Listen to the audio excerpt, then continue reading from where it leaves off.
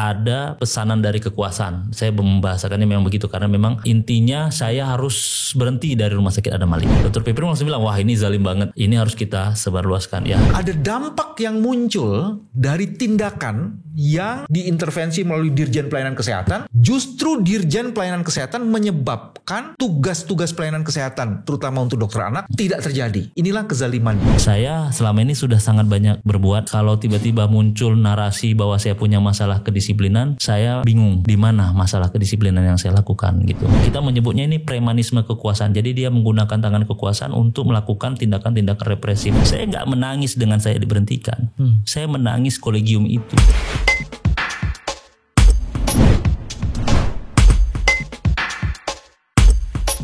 Bismillahirrahmanirrahim. Assalamualaikum warahmatullahi wabarakatuh. Teman-teman, jumpa lagi di channel ini. Channel yang ingin terus-menerus menegakkan, meninggikan, dan kemudian memperluas kewarasan. Alhamdulillah hari ini ada Dr. Rizky Adriansah yang hadir. Dok, apa kabar? Alhamdulillah. Alhamdulillah.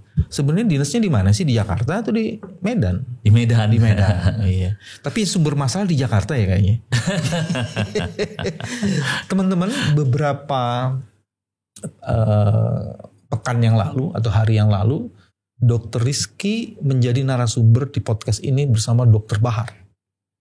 Dan kami atau kita membahas soal kolegium. Kolegium Ikatan Dokter Anak Indonesia.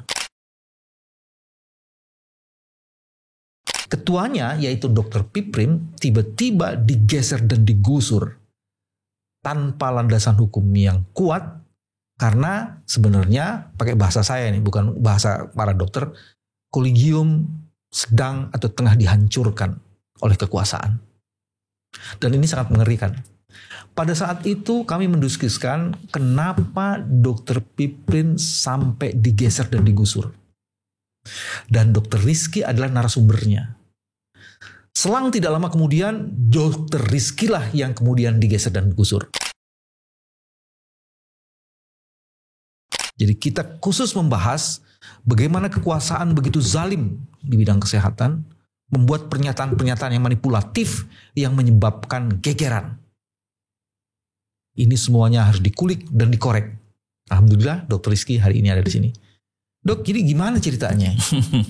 Kita ketemu kira-kira seminggu 2 minggu lalu kan? Ya. Terus kemudian kita membahas soal Dr. Piprim sebagai ketua kolegium Ikatan Dokter Anak Indonesia yang diperlakukan tidak senonoh gitu lah ya. Pakai bahasanya bahasa saya, bahasa jalanan aja. Ini karena orangnya udah orang jalanan yang melakukan kegiatan. Terus tiba-tiba sekarang dokter juga diperlakukan sama Dr. Rizky. Itu gimana ceritanya tuh? Ya, memang awalnya memang testimoni saya itu ya. Kemudian testimoni itu saya sampaikan juga di sini. Testimoninya supaya pemirsa tahu testimoninya itu waktu itu saya mempersoalkan tentang mutasi Dr. Piprim. Mutasi. Jadi waktu itu saya mungkin boleh saya sedikit ulas sedikit. Isinya kurang lebih saya mengomentari dampak dari kalau Dr. Piprim dipindahkan. Yang pertama waktu itu saya bilang kalau dia dipindahkan berarti terganggu pendidikan dokter spesialis dan subspesialis kardiologi anak di FKUI Rumah Sakit Cipto Mangunkusumo. Yang kedua, saya nyatakan pada waktu itu memang saya langsung dengan narasi saya juga bahwa Kementerian Kesehatan sudah melakukan pembohongan publik. Yaitu menyatakan kalau dokter jantung anak di Rumah Sakit Fatmawati akan segera pensiun. Itu waktu itu saya bantah karena sebenarnya masih lama pensiun. Karena itu dokter Muhammad Ding itu sama saya sama tahun lulusnya 2015. Sedangkan dokter Piprim itu sudah 20 tahun lebih menjadi ahli jantung anak. Dan itu menurut saya tidak logis, karena kalau memang pun benar dokter Dading mau pensiun, hal yang aneh ketika seorang murid mau pensiun yang menggantikan guru. Padahal ada beberapa lagi staf yang muda di Rumah Sakit Cipto Mangunkusumo. Ya, jadi hal konteksnya regenerasi saya rasa kurang tepat. Yang ketiga waktu itu saya komentari soal katanya memperkuat pelayanan jantung anak ya. Kalau mau memperkuat pelayanan jantung anak, kita harus kembali kepada apa yang pernah kita bahas bersama antara IDAI dengan dengan Kemenkes, karena harus ada mapping pemerataan dokter jantung anak dari Aceh sampai Papua bagaimana? Itu yang harus kita, ini jangan muter-muter dokternya di rumah, dipindahkan si A, dipindahkan si B dari yang dekat. Bukan itu yang menjadi persoalan. Konteks kita dalam rangka untuk memeratakan pelayanan jantung anak supaya semua orang nggak dirujuk ke Jakarta. Itu. Nah sekarang ke sayanya ya. Nah, teman-teman, jadi jelas ya. Dr. Rizky mencoba menegakkan kebenaran atas satu kasus yang menyangkut Dr. Piprim. Dr. Piprim adalah ketua Kolegium Ikatan Dokter Anak Indonesia. Dia dizalimi. Ada pernyataan-pernyataan yang dapat dikualifikasi sebagai kebohongan publik yang difabrikasi oleh otoritas yang justru memegang amanah sebagai pengendali kesehatan. Dan fabrikasi kebohongan itulah yang dipersoalkan. Dan bukan hanya fabrikasi kebohongan, ada dampak yang luar biasa dahsyatnya bagi kepentingan pelayanan kesehatan anak. Nah, testimoni dan keterangan yang dikemukakan dalam podcast inilah yang kemudian dikemukakan oleh Dr. Rizky dan Dr. Bahar. Tapi akibatnya Dr. Rizky harus menanggung akibat yang sama seperti yang diperlakukan terhadap Dr. Piprim. Jadi setelah ngomong itu, Dr. Rizky, setelah bicara seperti itu, apa lanjutannya? Saya kan balik ke Medan ya. Balik ke Medan. Saya dapat telepon dari salah satu staf di Rumah Sakit Adam Malik bahwa saya dipanggil. Jadi Dr. Rizky ini dinasnya di Rumah Sakit Adam Malik, ini rumah sakit vertikal milik Kementerian Kesehatan. Oh, rumah sakit vertikal milik Kementerian Kesehatan. Ya, jadi secara ininya dia di bawah Kementerian Kesehatan gitu. Jadi saya dipanggil untuk menghadap direktur utama paginya. Memang waktu itu sebelumnya sih sudah ada ya dari Dr. Zainal selaku direktur juga ingin ketemu sama saya. Tapi ini sepertinya memang ada hal yang khusus sehingga saya harus ditelepon dulu malam itu untuk mungkin ingin tahu sikap saya seperti apa. Jadi sudah ada perbincangan, intinya saya itu akan mau diberhentikan gitu.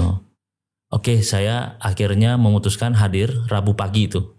Rabu pagi saya menghadap direktur, didampingnya juga ada direktur SDM Rumah Sakit Adam Malik. Jadi direktur Rumah Sakit Adam Malik. Direktur utama dan direktur SDM. Oke. Sebenarnya kami ngobrol santai saja karena memang di antara kami secara personal tidak ada masalah.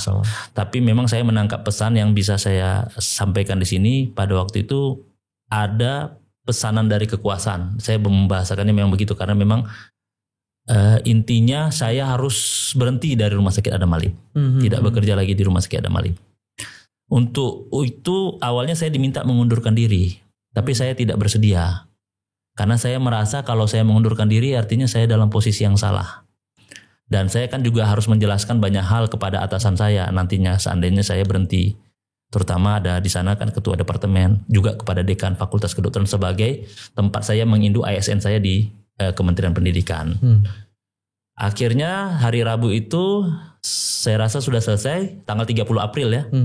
Tanggal 1 Mei itu libur. Terus saya diminta hadir lagi di tanggal 2 Mei ke ruang direksi. Saya sudah datang ke sana ya, tapi memang tidak bertemu karena pada saat itu ada kongres Perhimpunan Kardiovaskuler Indonesia. Kebetulan direktur kita ini adalah ahli jantung dewasa. Mereka pada hadir di sana sehingga tidak ketemu. Tapi saya dikirimkan surat pemberitahuan penghentian kerjasama antara saya dengan Rumah Sakit Adam Malik. Setelah saya membaca surat itu, saya langsung laporan atasan saya dulu. Saya lapor ke ketua departemen, saya lapor ke dekan. Nah pada saat itu dekan menyatakan saya harus jumpa beliau, tapi karena itu hari Jumat juga waktunya singkat, jadinya saya baru bisa ketemu di hari Senin dengan dekan. Nah pada saat saya melaporkan itu juga ke ketua umum pengurus pusat Dr. Piprim, Dr. Piprim langsung bilang wah ini zalim banget, dia bilangnya ini harus kita sebarluaskan. Ya oke, saya bilang ini untuk perjuangan bersama. Saya bilang ini dalam rangka kita menegakkan kebenaran. Ini bukan persoalan Piprim Basa Yanuarso pribadi, ini bukan persoalan Rizky Adriansa pribadi, ini persoalan kita bersama. Jadi akhirnya kita sepakat untuk menyampaikan ke publik atas kezoliman yang telah dilakukan oleh Kementerian Kesehatan kepada kita melalui tangan-tangannya itu untuk menghentikan saya gitu. Jadi ada 3 isu nih Dr. Rizky. Bagian pertama, pemutusan hubungan kerja ini dilakukan atau pemberitahuan apa istilahnya itu? Penghentian kerjasama. Pemberitahuan penghentian kerjasama ini dilakukan oleh Direktur Rumah Sakit Adam Malik itu atas intervensi dalam tanda petik dari pusat. Begitu ya? Iya. Apakah intervensi itu dari Dirjen Pelayanan Kesehatan? Diduga seperti itu? Saya menduga ke sana karena surat itu hanya ditembuskan kepada Dirjen Pelayanan Kesehatan. Tidak ditembuskan ke Dekan Fakultas Kedokteran USU. Karena saya sih memikirkannya awalnya kalau memang surat mereka tahu saya adalah ASN Kementerian Pendidikan dan saya di sana hadir karena sebagai pendidik juga, harusnya ada surat juga yang memang ditembuskan ke dekan. Ini klarifikasi yang kedua. Dr. Rizky ini adalah ASN, tapi ASN dari Kementerian Pendidikan. Karena beliau adalah dosen pendidik atau dosen dari Universitas Sumatera Utara. Nah, pemberitahuan pemberhentian ini tidak ditembuskan kepada institusi pendidikan. Dan yang ditembuskan hanya Direktorat Jenderal Pelayanan Kesehatan. Itu sebabnya diduga keras pelaku intervensi ini adalah Direktur Jenderal Pelayanan Kesehatan. Jadi beliau ini tidak diberhentikan sebagai ASN, tapi diberhentikan kerjasamanya. Ya, dengan begitu saya tidak bisa memberikan pelayanan kesehatan lagi di sana. Jadi dengan begitu sebenarnya ada dampak yang muncul dari tindakan yang diintervensi melalui Dirjen Pelayanan Kesehatan. Justru Dirjen Pelayanan Kesehatan menyebabkan tugas-tugas pelayanan kesehatan, terutama untuk dokter anak, tidak terjadi. Inilah kezalimannya. Betul gitu gak sih? Kurang lebih seperti itu. Oke. Sekarang di prosesnya, kan tadi udah disebutkan. Itu kan surat pemberitahuan penghentian kerjasama. Tapi surat penghentian kerjasamanya ada nggak? Saya nggak tahu, makanya saya bahasa surat formil ini saya juga bingung karena bagi saya ini ada hal yang aneh memang. Tapi bagi saya keanehan ini memang harus saya pertanyakan terus. Gitu. Jadi itu yang menjadi. Jadi kan kalau saya nih kan ada surat pemberitahuan, ada surat penghentian. Ini dijadiin satu ya, surat penghentian. Surat pemberitahuan penghentian kerjasama. Narasi perihalnya seperti itu, pemberitahuan memang, bukan surat penghentian. Nah, tapi saya lihat di media massa sudah ada juga klarifikasi dari Kementerian Kesehatan melalui humasnya. Alasan saya diberhentikan. Sekarang masuk tadi kan cara. Kan sekarang alasan. Alasannya apa menurut mereka? Sebelum keluar itu saya tanggal sesuai dengan arahan Pak Dekan saya mengajukan keberatan kepada atasan langsung ya. Saya mengajukan keberatan ke Direktur Rumah Sakit Adam Malik itu. Akhirnya Dekan pun ya udah silakan Dr. Rizky membuat keberatan, itu memang permintaan saya. Apa isi keberatanmu itu? Saya merasa saya tidak melakukan kesalahan apapun, kenapa saya diberhentikan? Saya minta klarifikasi itu, keberatan saya di situ intinya. Nah kemudian Dekan juga bilang nanti berdasarkan surat itulah kami akan menanyakan ke Direktur Rumah Sakit Adam Malik. Karena Dekan merasa tidak tahu persoalannya gitu, karena kan tidak ada bukti formil surat ke Dekan. Saya setelah itu saya buat keberatan. Kemudian besoknya saya dengar berita di media massa, di Kompas dan di DIS ya, itu katanya saya punya masalah kedisiplinan, makanya saya diberhentikan. Nah, padahal di alasan pemberhentian apakah masalah kedisiplinan? Ya, di surat itu tidak disebut ada masalah kedisiplinan. Pasal 19 ayat 2 itu saya tidak tahu isinya apa, tapi tidak disebut secara jelas. Pasal 19 ayat 2 itu tentang apa juga tidak disebut. Jadinya hanya disebut di media massa saya punya masalah kedisiplinan. Nah, karena saya punya keterbatasan juga untuk akses dengan media massa, saya klarifikasi melalui media sosial yang milik saya sendiri dulu. Saya sampaikan bahwa saya tidak pernah punya masalah kedisiplinan. Karena yang bertanya kan pasien-pasien saya juga. Saya harus bisa menjelaskan. Saya tidak pernah mengalami sidang disiplin, baik di komite medik rumah sakit maupun melalui majelis disiplin profesi. Karena kalau bicara disiplin profesi kan dua itu tempatnya. Pertama di komite medik rumah sakit, yang kedua kalau dia di majelis disiplin. Jadi artinya kalau toh dikualifikasi melanggar kedisiplinan, harusnya ada majelis kode etik kedisiplinan yang memeriksa, mengklarifikasi dan kemudian memutuskan ada pelanggaran disiplin. Tidak ujuk-ujuk tiba-tiba ada satu pernyataan yang menyatakan pelanggaran disiplin ya. Nah itu berarti pelanggaran tuh. Saya minta klarifikasi istilah masalah kedisiplinan kan tanda kutip ya, saya nggak ngerti maksudnya apa masalah kedisiplinan. Jadi akhirnya saya berdiskusi, berkonsultasi dengan konsultan hukum saya. Ini memang harus pertama kita jawab dulu, hak sanggah harus disampaikan dulu. Jadi kita sudah sampaikan hak sanggah, saya meminta penjelasan yang lebih rinci soal kedisiplinan itu. Kedisiplinan ya, ini. disiplinan. Apa yang dimaksud dengan masalah kedisiplinan. Saya juga rasanya merasa selama ini saya sudah di Rumah Sakit Adam Malik itu sudah berusaha memberikan pelayanan kesehatan terbaik. Saya sudah bekerja di sana Pak Mas Bambang sejak 2012 sampai 2025. Jadi saya bahkan mengembangkan layanan jantung anak di Rumah Sakit Adam Malik itu mulai dari tidak bisa mengerjakan intervensi non bedah untuk penutupan VSD sampai sekarang jadi mandiri dan sudah banyak tindakannya. Kemudian saya merasa selama ini saya yang menginisiasi untuk tim kembar siam di sana. Saya sekretaris tim kembar siam sejak 2017, juga sekaligus juru bicara. Maksudnya tim kembar siam itu apa? Jadi kalau ada kasus kembar siam yang datang ke Rumah Sakit Adam Malik itu biasanya ada tim dokter yang dibentuk. Karena dia memerlukan beberapa keahlian. Karena dia banyak memerlukan keahlian dan itu harus ada timnya yang dipimpin oleh dokter juga. Nah saya awalnya ditunjuk sebagai sekretaris tim sekaligus juru bicara. Nah mungkin banyak berita-berita yang tentang saya itu di media terkait dengan penanganan itu dan itu memang pekerjaan bersama, bukan pekerjaan berbeda. Tapi saya terlibat di dalamnya untuk mendorong tim ini bisa bagus. Kemudian tahun 2024 malah saya yang diangkat menjadi ketua sebagai ketua tim penanganan pemisahan kembar siam. Jadi kita di Rumah Sakit Adam Malik itu sudah 4 kali operasi dan 4-4-nya berhasil dipisahkan. Jadi saya merasa sedih juga, selama ini saya sudah berbuat banyak. Bahkan dulu saya juga pernah menjadi ketua subkomite mutu Rumah Sakit Adam Malik, komite medik, dan saya selama ini sudah sangat banyak berbuat. Kalau tiba-tiba muncul narasi bahwa saya punya masalah kedisiplinan, saya bingung di mana masalah kedisiplinan yang saya lakukan gitu. Oke. Setelah klarifikasi dan klarifikasinya melalui media sosial, tapi surat kirim kan? Surat karena ini saya kan belum ada tahu itu apa benar dari Kementerian Kesehatan, kan itu dari pemberitaan. Saya yang pertama kali yang saya minta sekarang ini, media massa tersebut harus membuat hak jawab saya gitu. Itu yang saya minta dulu gitu. Ya kan. Jadi saya minta itu dulu.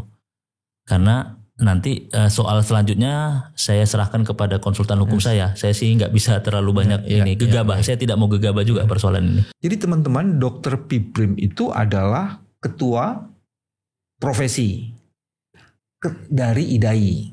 Terus ada juga ketua kolegium yaitu Prof. Aryono. Ada lagi ketua bidang etik. Jadi di setiap profesi itu ada 3 pilar atau 3 tungku yang menjaga profesi itu. Persoalan ini menimbulkan kesetiakawanan dan kemudian ada semacam doa bersama.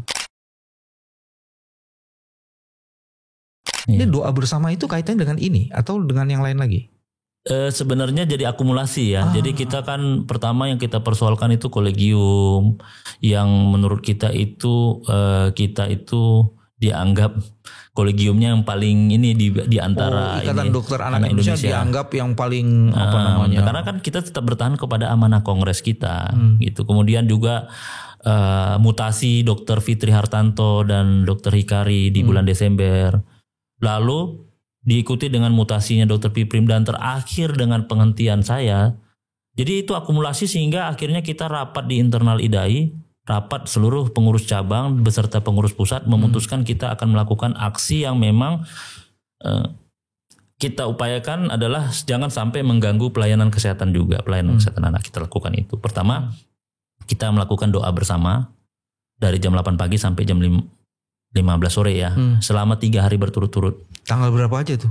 Berarti hari Senin, Selasa, Rabu ini. Berarti ya. Nanti tolong dimasukin ya doa bersamanya itu 3 hari berturut-turut. 3 hari berturut-turut. Berapa banyak peserta itu? Kapasitas Zoom-nya kan cuma 5.000 ya, karena tidak muat gitu ya. Jadi sebagian ada lihatnya dari channel YouTube.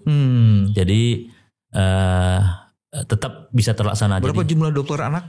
Saya udah lebih 5.000 sekarang ya, 5.500. Padahal yang ikut Zoom itu 5.000 juga. Ya, jadi begitu kurang lebih. Tanpa hendak berlebihan, 5.000 dokter anak yang ada Dan yang ikut Zoom untuk simpati terhadap para dokter yang dimutasi katanya dalam tanda ini sampai sebenarnya digeser dan digusur serta difabrikasi kebohongan-kebohongan itu juga hampir 5.000 lebih. Jadi itu bisa dibayangkan bahwa apa yang dilakukan itu mendapatkan keprihatinan secara menyeluruh dari para dokter anak se-Indonesia. Dan aksinya pada waktu itu kan ada juga dari kita untuk memasang pita hitam ya. Itu ada tindakan represif. Tindakan represif siapa yang memberikan pelayanan menggunakan pita hitam itu difoto nanti dikirim ke. Jadi ada semacam upaya untuk menakut-nakuti juga lagi ya. Akhirnya kita juga berpikir ya udah kalau dilarang pakai pita hitam sekalian aja pakai baju hitam gitu. Jadi kan ini begini, mental kita semua ini kan tidak sama ya. Saya nggak bisa paksakan orang punya mental seperti saya gitu ya. Tapi secara moral dan dukungan itu cukup luas dari seluruh, bukan hanya dari dokter anak, dari masyarakat saat ini juga, terutama pasien-pasien anak yang orang tuanya anak, banyak sekali. Kalau kita baca-baca di media sosial itu banyak. Jadi itu juga yang menjadi energi kita untuk tetap berjuang menegakkan keadilan ini. Ini adalah hari ketiga keprihatinan nasional dari Ikatan Dokter Anak Indonesia melalui doa bersama dilakukan. Apa ada lagi ekspresi lain yang ingin dikemukakan? Ya selama 1 bulan ini sampai dengan tanggal 31 Mei memang kita akan memakai yang warna hitam lah ya. Artinya apa tuh kalau pakai hitam tuh? Soalnya background di sini hitam juga nih. kita ini sebenarnya awalnya pita hitam itu kan tanda kita sedang berduka gitu ya. Tapi kan ada larangan sekalian aja hitamnya begitu bahwa dukanya udah lebih luas lagi. Duka mendalam. Duka mendalam begitu. Jadi kita sebenarnya itu kan sudah pada titik kita sudah tidak tahu lagi mau mengadu kemana di dunia ini. Jadi kita ngadunya ke langit lah untuk mengetuk pintu langit itu. Karena suasananya sudah betul-betul semuanya ditekan. Apakah sudah melalui institusi-institusi negara yang ada? Alhamdulillah kemarin kita dipanggil, diundang ya oleh Badan Aspirasi Masyarakat Dewan Perwakilan Rakyat. Kita udah jelaskan juga kondisinya saat ini. Sudah diundang dan dipanggil DPR melalui Badan Aspirasi Masyarakat. Ya. Setelah itu? Nah kemarin itu kita sampaikan mungkin ada tindak lanjut dari BAM. Saya nggak tahu belum seperti apa tindak lanjut. Tapi ada rencana mau pertemuan lagi dengan Komisi 9 DPR RI di tanggal 14 atau Komisi 9 itu terkait dengan kesehatan sama, ya. Kalau Komisi 10 kan pendidikan. Oke. Apakah sudah mengetuk pintu hati Presiden Republik Indonesia? Saya belum bisa tahu karena kan belum bisa. Tapi ada beberapa yang membuat ini ya. Saya lihat membuat petisi ya. Petisi untuk supaya Menteri Kesehatan diganti. Itu sudah saya lihat terakhir udah 4.500. 4.500. Saya nggak tahu berapa yang ini. Tapi itu respon masyarakat ya, bukan respon kita. Kalau respon kita ingin keadilan kita sebenarnya, bukan soal siapa begitu ya. Ini kan bukan. Ini juga klarifikasi, ini bukan persoalan Piprim Basaria Yonarso, ini bukan persoalan Richard Adriansah. Ini persoalan kita dalam kehidupan berbangsa dan bernegara. Bagaimana hal-hal yang represif seperti ini masih bisa juga terjadi di era demokrasi saat ini. Saya rasa inilah yang sedang kita lawan sebenarnya. Jadi premanisme kekuasaan kalau menyebutnya. Kita menyebutnya ini premanisme kekuasaan. Jadi dia menggunakan tangan kekuasaan untuk melakukan tindakan-tindakan represif. Jadi tidak boleh berbeda pandangan, tidak boleh ada yang mengganggu apa yang sudah selama ini sudah berjalan menurut dia sudah benar. Yes. Iya, kalau pakai bahasa yang saya menggunakan istilah di tindak pidana korupsi ini state capture criminalization. Jadi di mana ada tangan-tangan kekuasaan atau tangan-tangan yang menggunakan otoritas kekuasaan menghancurkan kolegium dengan cara mendelegitimasi atau mempersoalkan, memutasi, melalui mutasi, sebenarnya menggeser dan menggusur itu orang-orang terbaik yang selama ini memimpin kolegium. Itu yang menjadi pertanyaan kita. Kalau memang benar tidak ada kaitannya, mengapa yang digeser dan digusur itu adalah pimpinan-pimpinan di Ikatan Dokter Anak Indonesia? Dr. Hipiprim itu ketuanya, sekretarisnya Dr. Hikari, kemudian Dr. Fitri Hartanto adalah ketua unit kerja koordinasi tumbuh kembang anak. Saya adalah ketua unit kerja koordinasi kardiologi anak. Jadi ini yang dilakukan pembungkaman itu adalah ini. Tapi alhamdulillah, mungkin kalau misalnya Kementerian Kesehatan menyatakan ini hanya ini hanya idai saja. Ini sekarang sudah mulai ada semacam gerakan yang sifatnya mungkin tahap ini masih keprihatinan ya. Saya lihat dengar ada di UGM itu kemarin dari Bulak Sumur. Oh iya, suara Bulak Sumur juga Suara Bulak Sumur ya? sudah muncul. Kemudian juga saya lihat teman-teman dari perhimpunan spesialis lain juga sudah muncul, seperti dari IDI sudah mengeluarkan surat keprihatinan. Sudah ada juga pernyataan juga dari Ketua Umum PBID, Dr. Slamet ya, ini harus dihentikan. Ini kemudian yang kedua dari POGI juga sudah ada, dari Perhimpunan Dokter Kesehatan Jiwa sudah ada. Jadi biarkan ini berjalan sebagai upaya kita untuk sama-sama memperjuangkan keadilan di situ. Teman-teman, gerakan organik terus berkembang karena memang kezaliman harus dihentikan, dan soliditas itu muncul tujuannya sebenarnya sederhana, ingin menegakkan keadilan dan meminimalisasi dampak dari tindakan sewenang-wenang yang menyebabkan kesehatan terganggu. Karena kewarasan harus dijaga sehingga kesehatan harus jangan diganggu. Riz, kalau kamu mau ketemu Pak Presiden nih, diizinkan Allah ketemu Presiden, yang kamu mau bilang apa sih? Saya ingin menyampaikan yang paling pertama adalah berikan kami kebebasan untuk mengembangkan keilmuan kami. Itu yang paling penting, karena pokok pangkal awalnya ini kan soal kolegium. Saya sebenarnya jujur Pak Bambang, saya nggak menangis dengan saya diberhentikan. Saya menangis kolegium itu. Karena kita punya suatu sejarah di mana kolegium itu memang dibentuk oleh guru-guru kami untuk menjaga keilmuan. Jadi saya betul-betul saya merasa sedih di situ. Jadi saya berharap Pak Presiden bisa mendengarkan kami agar kolegium itu dikembalikan kepada kita untuk kita jalankan secara independen untuk mengembangkan keilmuan kita. Tidak boleh ada intervensi kekuasaan di sana. Itu yang justru yang paling utama sebenarnya yang saya inginkan. Tapi oke, ini mungkin masih berlangsung proses ini, saya nggak tahu karena saya juga memahami tegakkan keadilan walaupun langit akan runtuh. Jadi itu akan tetap kami perjuangkan seterusnya. Tegakkan keadilan walaupun jarum suntik ada di depan matamu. Bukan. Jadi dari percakapan tadi sebenarnya kita hampir sampai di satu kesimpulan, kolegium ini memang harus dijaga. Iya, itu jauh lebih. Karena kolegium itu adalah center of knowledge yang memberikan jaminan kompetensi, pengetahuan, dan juga jaminan standarisasi, praktek dan etika dari kedokteran itu sebenarnya.